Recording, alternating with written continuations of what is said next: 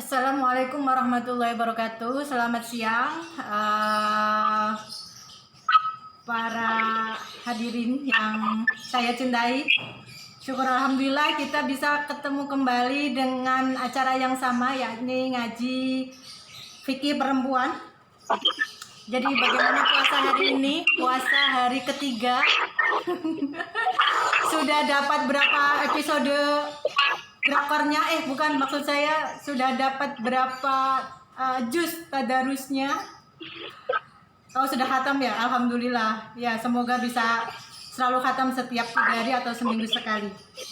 Ya, senang sekali pada siang hari ini kita akan mengadakan diskusi atau ngaji virtual dengan tema harta istri adalah haknya istri, benarkah? Nah, sangat menarik tema ini. Kenapa menarik? Saya kira hadirin atau pemirsa yang ikut bergabung pada siang hari ini banyak dari ibu-ibu atau mbak-mbak yang dia bekerja dan berpenghasilan, ataupun tidak bekerja tapi berpenghasilan, atau tidak bekerja dan tidak berpenghasilan itu. Jadi punya tabungan sendiri, punya uang sendiri, bebas menggunakannya sendiri gitu. Pernah nggak ibu-ibu ketika menggunakan uangnya sendiri itu diprotes oleh suami? Misalkan, aduh mah, jangan ngapain sih beli gamis terus gitu, atau ngapain sih beli skincare mahal-mahal gitu. Nah, padahal uang kita sendiri gitu. Jadi menarik sekali tema yang kita bahas pada siang hari ini, yakni terkait dengan harta kita, uang kita. Benarkah uang kita hanyalah hak milik kita sendiri?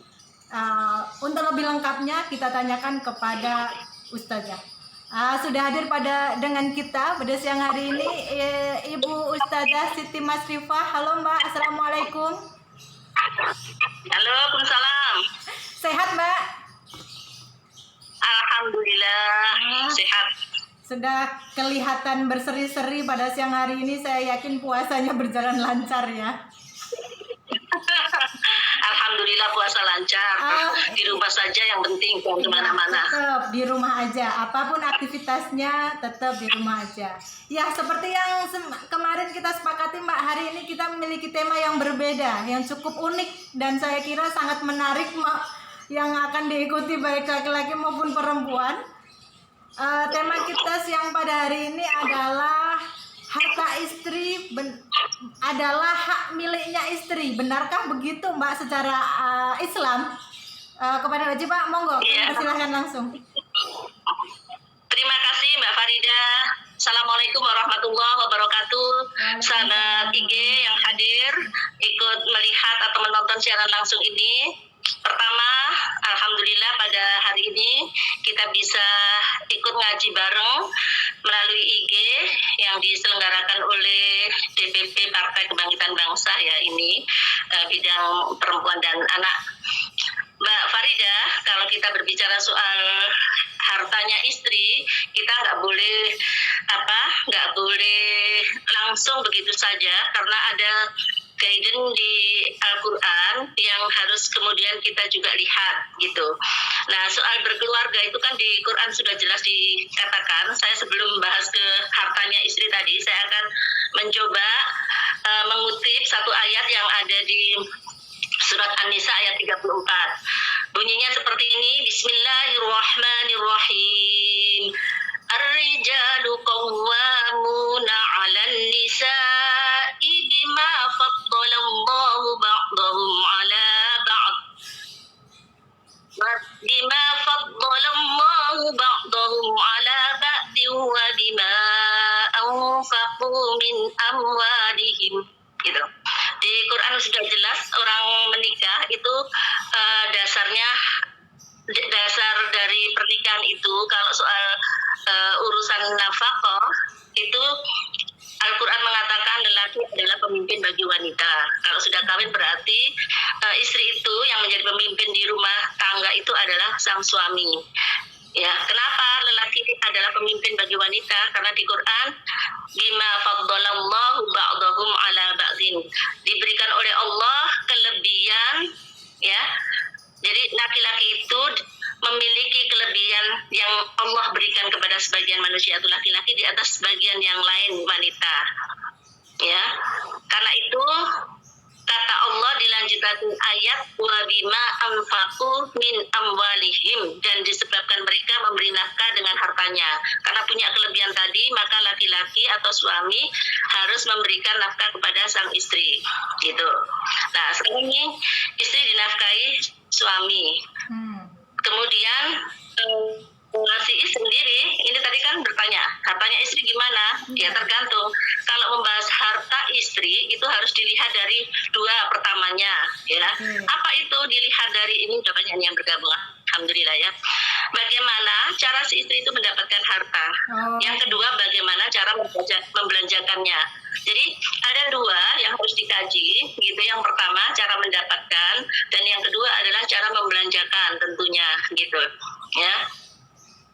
Ini, jadi kalau istri tadi, jadi gini, istri itu nggak punya kewajiban sebenarnya mencari nafkah. Siapa yang punya kewajiban di dalam keluarga perkawinan? Itu sudah dikatakan karena laki-laki di dalam Al-Quran dikatakan oleh Allah bahwa dia adalah sebagai pemimpin bagi istrinya, maka laki-laki itulah yang sebenarnya karena diberi Allah kelebihan untuk kemudian dia bisa memberikan nafkah kepada sang istri. Nah, kemudian kalau kemudian istri ternyata kan begini, kita tahu bahwa tidak semua kan begini, urusan rezeki itu urusan dari Allah, gitu. Urusan rezeki itu urusan yang datangnya dari Allah. Kita tidak bisa mengatakan bahwa suami saya dokter, suami saya pinter, suami saya begini, pasti rezekinya banyak. Tidak, itu tidak menjamin untuk itu. Tidak linear ya, Mbak? Karena itu jabatan dengan rezeki itu tidak linear. Jadi karena jaminan rezeki itu datangnya dari Allah, makanya kemudian dikatakan di dalam Quran bahwa semampunya suami itu bisa memberikan nafkah seberapa aja, jangan kemudian terlena gara-gara istrinya bekerja, kemudian istri lebih tajir gimana Bu gitu. Istri mau tajir mau nggak tajir, bagi laki-laki harga diri itu Mas Dili ya, itu ada Mas Dili tanya tuh. Gimana kalau istri lebih tajir gimana Bu? Bagaimanapun istri mau punya mobil, punya rumah, bisa menafkahi udah, kecuali kalau istrinya di dalam kalamnya, Mas aku nggak perlu sampai nafkahi, nggak perlu dinafkahin. Nah itu baru kewajiban untuk menafkahi dari suami boleh gugur. Ya, berarti harus ada kesepakatan ya Mbak? Harus ada disiplin dari istrinya.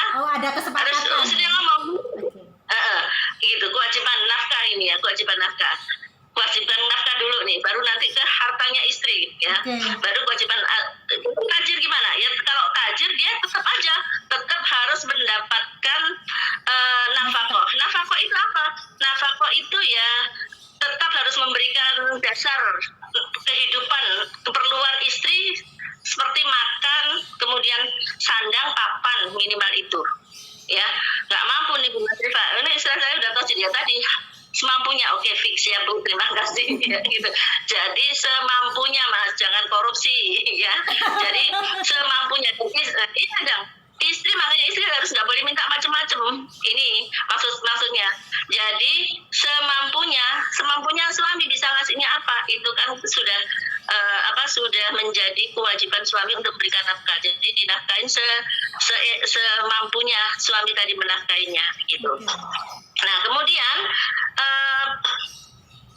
di situ kan kalau istri sudah mengatakan kepada suami ya sudah Mas, nggak usah misalnya kayak gitu, yang Beliader tadi ngomong nggak usah, ya sebenarnya gugur sebenarnya, nggak apa-apa, suami nggak ngasih nafkah nggak apa-apa. Tapi tadi Mas Billy saya mengatakan bahwa harga diri bagi laki-laki itu harus tetap dijaga gitu.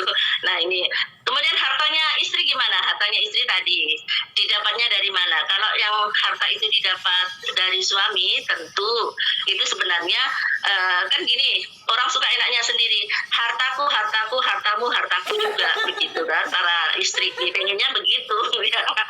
Pengennya begitu. Jadi pengennya hartamu itu ya hartaku, tapi hartaku gitu kata istri gitu. Tapi sebenarnya memang betul kalau di Islam itu ya, kalau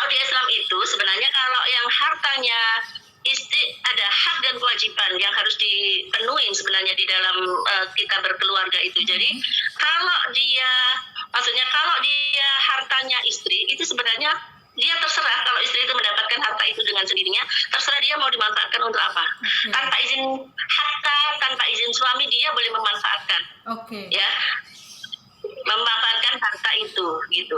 Kalau toh kemudian ya nafkah ini balik lagi ke nafkah kan, dengan nafkah yang diberikan oleh sang suami ternyata masih tidak mencukupi, kemudian sang istri dengan kerelaan hati memberikan harta yang dia berikan.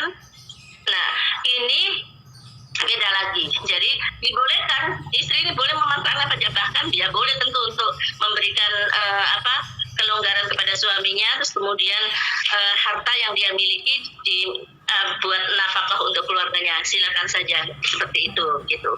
Ada kadang-kadang gini, ada para lelaki berselimut di dalam ayat, bersembunyi di dalam alat. Ada satu ayat kan yang mengatakan la yukallifullahu nafsan illa wus'aha gitu ya.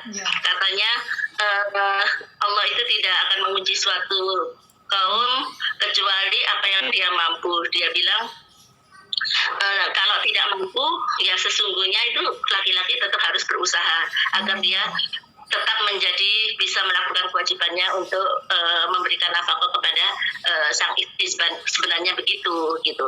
Tapi sekali lagi dia juga tidak boleh tidak boleh berlebihan dan juga tidak boleh sembrono gitu, yang kemudian justru menabrak menjadi kewajiban suaminya. Nah, misalnya begini kan, ada nih gara-gara istrinya sudah nggak, nafkahnya sudahlah terserah suaminya memberikan nafkah berapa saja begitu. Kemudian suaminya tadi memberikan nafkah istri, anak, ibu itu kan kewajiban bagi keluarganya, itu kan kewajiban bagi suami. Sisanya boleh ditabung. Nah, harta yang sisa ditabung tadi ya sebenarnya itu haknya suami. Gitu ya. Sebenarnya kan gini, perkawinan itu punya hak dan kewajiban yang harus dilakukan. Kalau hartanya suami itu dua dia. Yang pertama, hartanya itu haknya anak-anak, haknya istri, nafkahnya harus terpenuhi baru dia boleh menabung. Tapi kalau untuk istri itu sesungguhnya dia hartanya sendiri dia. Itu kalau dia didapatkan sendiri loh ya. Kalau dia mendapatkan harta itu sendiri, kecuali kalau harta itu dikasih oleh harta, bukan harta nafkah ya gitu. Kalau nafkah kan dimanfaatkan bareng-bareng nih. Tapi kalau dia mendapatkan harta itu secara sendiri, maka kemudian itu menjadi haknya istri sebenarnya begitu. Kapan suami akan mendapatkan hak?